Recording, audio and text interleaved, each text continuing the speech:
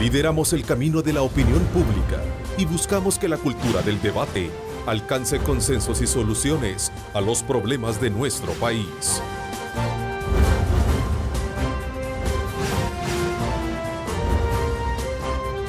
Diálogo con Ernesto López.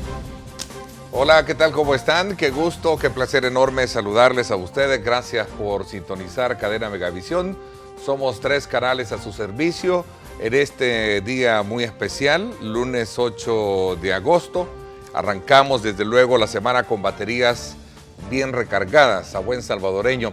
Después de esas merecidas vacaciones que esperamos haya disfrutado usted al máximo con su familia, le invito como siempre a que ponga mucho énfasis en sus metas y sobre todo en esa fe en Dios Todopoderoso y no dude que pronto estas serán cumplidas. Así es que muchas ganas a entrarle a la semana con mucha energía después de esas merecidas vacaciones y a trabajar por este país, lindo, querido país que se llama El Salvador. Así es que desde ya, bienvenidos. Hoy me acompañan las autoridades de seguridad pública para analizar precisamente los resultados de la lucha frontal contra la inseguridad y el crimen en el país, así como también el seguimiento a las investigaciones que permiten reducir este flagelo. Quiero saludar al comisionado Mauricio Ramírez Landaverde, ministro de Justicia y Seguridad. Bienvenido, ministro.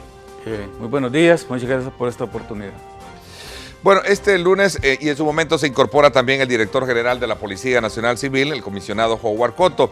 Este lunes vamos a retomar el tema que obviamente mantiene coordinados los esfuerzos de la Fiscalía General de la República, la Policía Nacional Civil, y que han sido de alguna manera catalogados por distintos sectores como uno de los golpes más fuertes que se les ha dado a las estructuras criminales, sobre todo el caso de la Operación Jaque.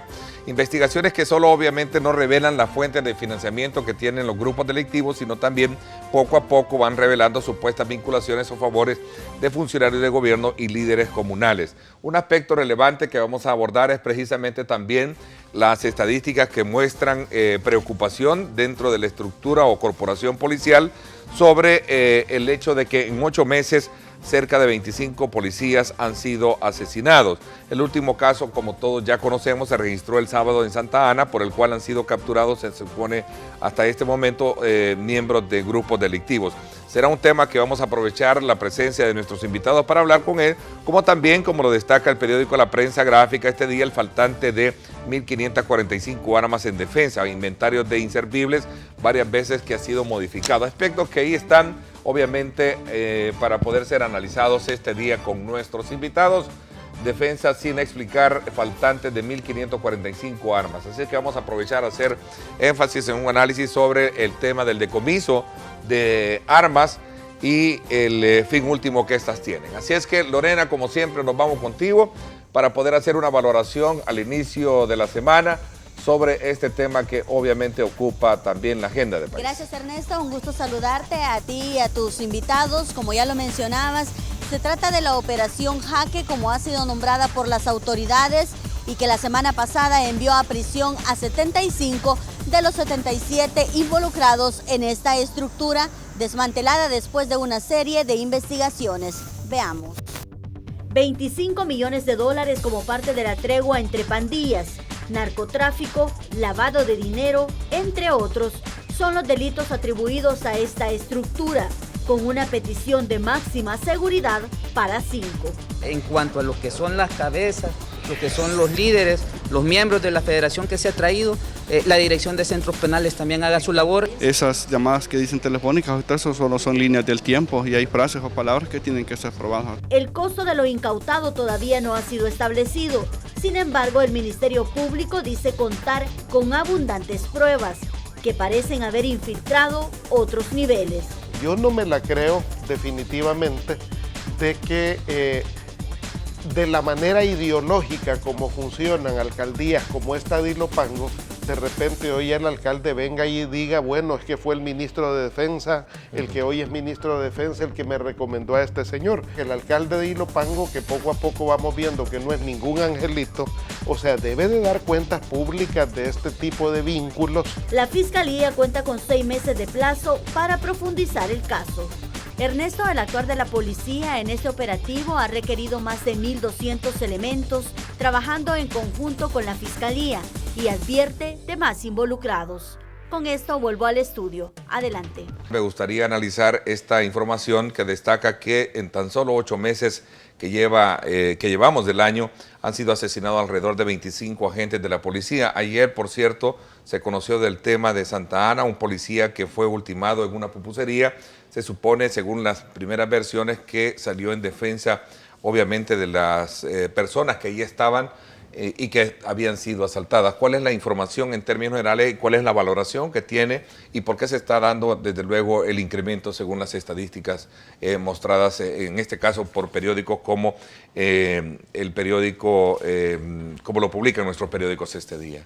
Debemos lamentar efectivamente el homicidio en el compañero agente Héctor Emmanuel Barrera, ocurrido el pasado día sábado, en momentos que este se encontrara con su familia en su día de descanso, en actividades puramente familiares. La institución policial ha tomado medidas a partir de que vivimos esa situación el año 2013, donde todos recordaremos que fueron los hechos ocurridos en Quezaltepeque, en los cuales emboscaron una patrulla policial, atacaron la sede de la delegación de Quezaltepeque y a partir de entonces se incrementó este tipo de casos. No obstante, la respuesta de la Policía Nacional Civil ha sido muy profesional, respondiendo de una manera contundente a la ocurrencia de estos hechos, capturando a la inmensa mayoría de los que lo cometieron, llevándolos ante la justicia en el marco del respeto a la institucionalidad, los derechos humanos, con apego a la legalidad. En primer lugar, para nosotros sigue siendo un motivo de preocupación el hecho de que policías mueran. A veces, como ya lo hemos dicho, es bastante difícil obtener patrones únicos o conclusiones únicas sobre este tipo de casos. Cada caso, por eso nosotros lo vemos de forma muy particular. Obviamente en esto tenemos que decir que buscamos tendencias, pero también hay que plantear que cada caso tiene sus particularidades. Yo quiero mencionar en esto, Ernesto, que por esa razón nosotros en la División Central de Investigaciones tenemos un equipo que hemos especializado en la investigación de hechos que se cometen contra policías u otras personalidades. Yo recuerdo que cuando se comenzó el tema de las medidas extraordinarias que estaban de alguna manera golpeando o siguen de alguna manera golpeando la estructura delictiva, hubo una reacción incluso que llevó en su momento también a ustedes a denunciar que habían ciertas líneas de los grupos, de los cabecillas, para poder atentar contra la familia en vista de todo esto. Se puede entender que todo esto, a pesar del número con que se mantiene, es producto todavía de esas líneas o ya está desarticulado prácticamente también esa, llamémosle, esa respuesta que está dando la acción delictiva. Nuestro gobierno ha sido contundentemente claro en el sentido de que no va a acceder a ninguna pretensión de grupo criminal de ningún tipo y que por el contrario, la aplicación de la ley en el ámbito penitenciario y en cualquier otro ámbito que se refiere a la justicia, la aplicación de la ley penal, va a ser una constante. A partir de este día, precisamente, vamos a impulsar una segunda fase ya de las medidas extraordinarias en el sistema penitenciario. Vamos a reforzar la seguridad en estos centros con la adopción de una serie de medidas operativas que buscan reforzar las actividades de control y seguridad, sobre todo en los centros penitenciarios que están sujetos a las medidas que el decreto especial establece, como son la prohibición de las visitas, la limitación de la libertad ambulatoria de los privados de libertad dentro de estos centros. ¿Qué acciones se hacen, director, para resguardar el entorno? Pregunta un televidente, me imagino que él es familiar de también o es agente policial. ¿Cuáles son las medidas que le garantizan que su entorno de su familia de alguna manera sea efectivo, sobre todo sabiendo de que uno vive en barrios y colonias abiertas como cualquier otro ciudadano? El factor clave cuando un miembro de la institución está fuera de servicio es la autoprotección. Claro. En primer lugar, no vulnerarse. Y no vulnerarse estamos hablando de no frecuentar lugares que podrían significar un peligro para nosotros, lugares donde nuestra seguridad pueda estar en peligro. Y luego, hablando de los lugares de residencia, nosotros procuramos desarrollar con nuestras unidades investigativas y de inteligencia la obtención de información prioritariamente de aquellos lugares donde más concentración de miembros de nuestra institución hay. ¿Cuál es el fin último que tiene un arma que decomisa la policía? Porque quiera sí o no, es una, llamémosle como una especie de pregunta que cualquiera se hace, ¿de qué se hace esa arma? ¿A qué manos llega? ¿Hay un verdadero control? Si no está dentro de la estructura, llamémosle de inventarios, ¿o cómo entra? Este día el periódico La Prensa Gráfica titula como madera de su periódico, faltante de 1.545 armas en defensa.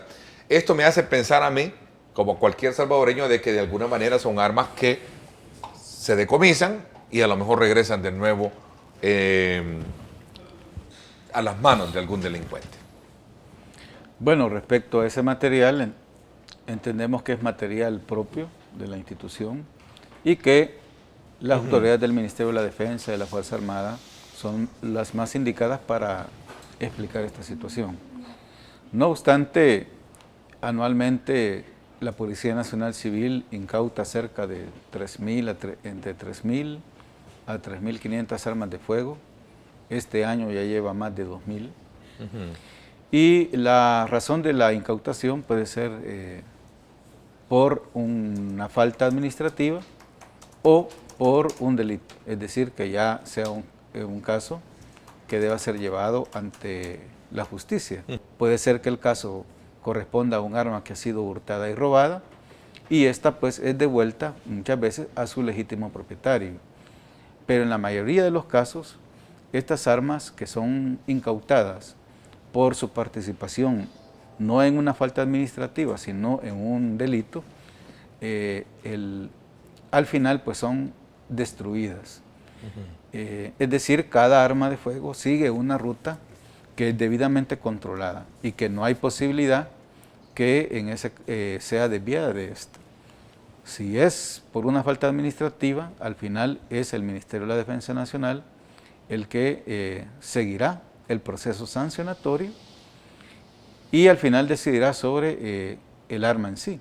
Y si es un caso penal, que es la mayoría, pues es ya de acuerdo a orden judicial.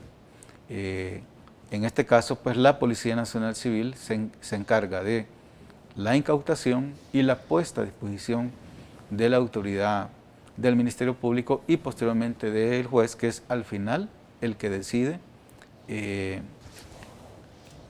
cuál es el destino que se le dará a esta arma. Recientemente conocimos sobre una requisa en el caso de Izalco, que también es de aquellos que tiene, desde luego, identificado para poder aplicar las medidas, pero había todavía decomiso de celulares. ¿Significa que hay señal todavía en algunos?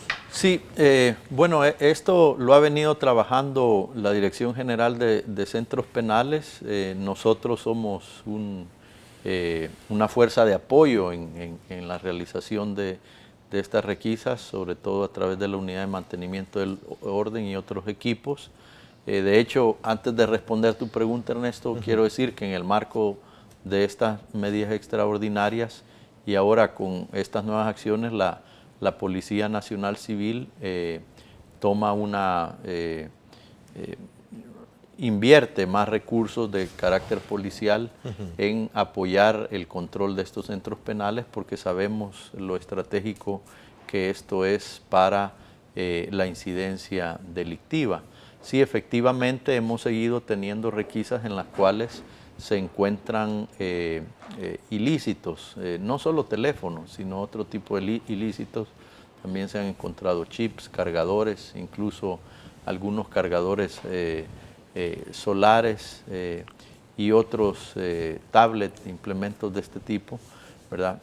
Lo cual refleja que sí todavía los detenidos o los privados de libertad tienen interés en disponer de estos equipos, dado que la señal aún existe. Ahora, hay que aclarar, Ernesto, y esto sí es muy claro, que se está en la permanente búsqueda de las mejores opciones tecnológicas para evitar que esto suceda. El tema es el tráfico de armas que cae en manos de las pandillas. ¿Cuál es el estatus actual que tiene la operación Jaque y cuáles son los alcances que ha tenido la investigación?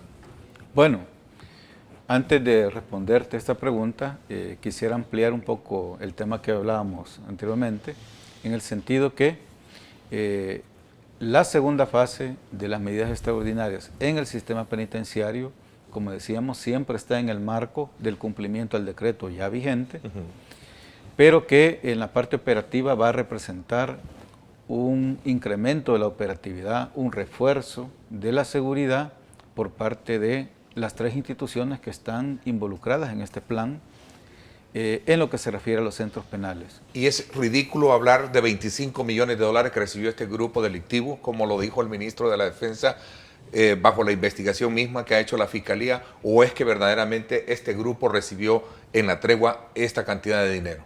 Como esto inicia, lo que se ha logrado hasta hoy es aportar los suficientes elementos, indicios a la autoridad judicial para que pueda seguir el caso ya a nivel judicial. Hoy, en la fase de instrucción, es donde verdaderamente se va a aportar todos esos indicios y elementos que puedan llevar a esclarecer toda la verdad sobre este caso y pues al final obtener, esperamos, una condena y que se logre con esto pues dar un golpe contundente a una esfera del ámbito delincuencial que no habíamos realmente atacado de esta forma. ¿Y este grupo fue debidamente fortalecido con el tema de tregua?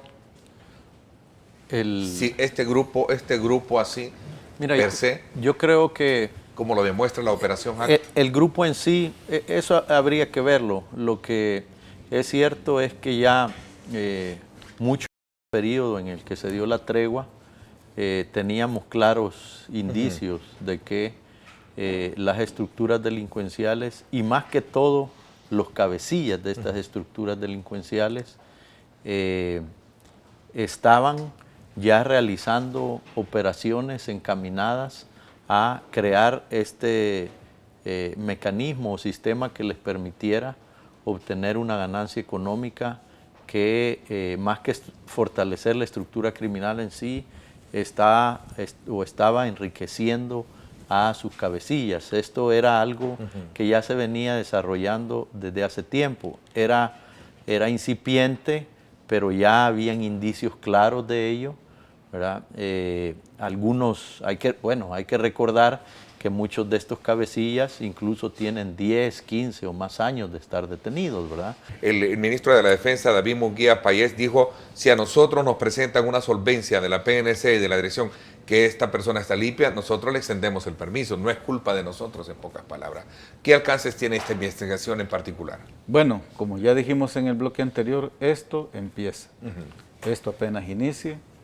Lo que la investigación ha permitido hasta hoy es presentar indicios suficientes que esta organización criminal efectivamente desarrolló esta operación, que en un momento dado esta organización criminal, que es una de las más grandes y peligrosas que opera en nuestro país y a la que se le están dando golpes fuertísimos como este, que va ya contra el patrimonio, contra las finanzas de esta agrupación criminal.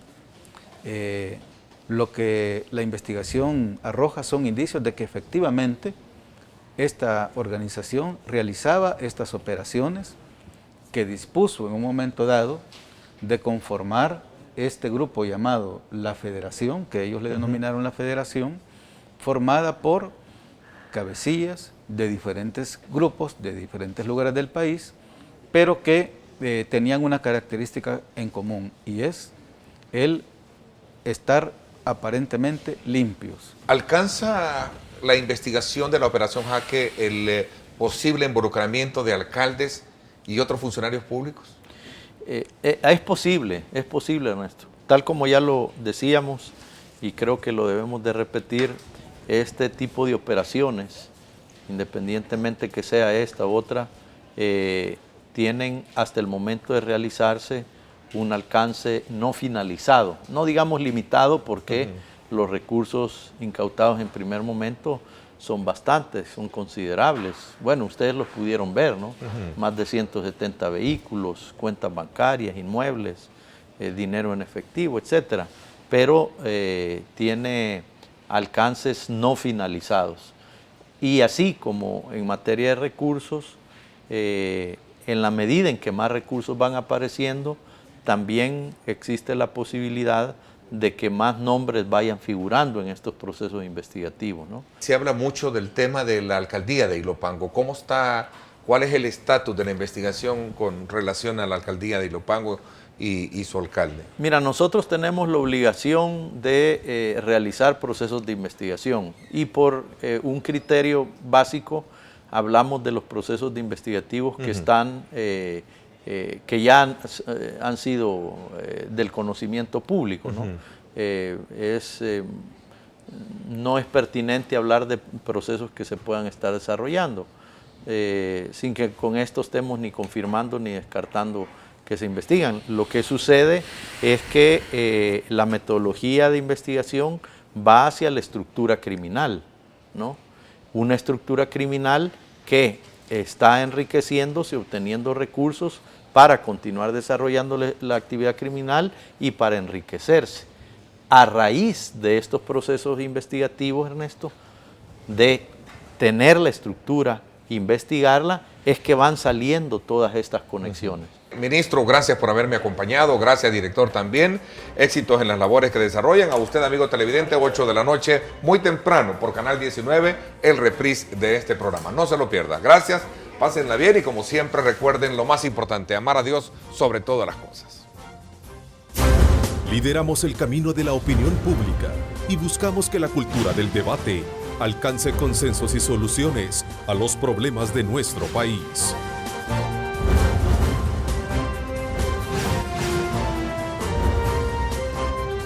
Diálogo con Ernesto López.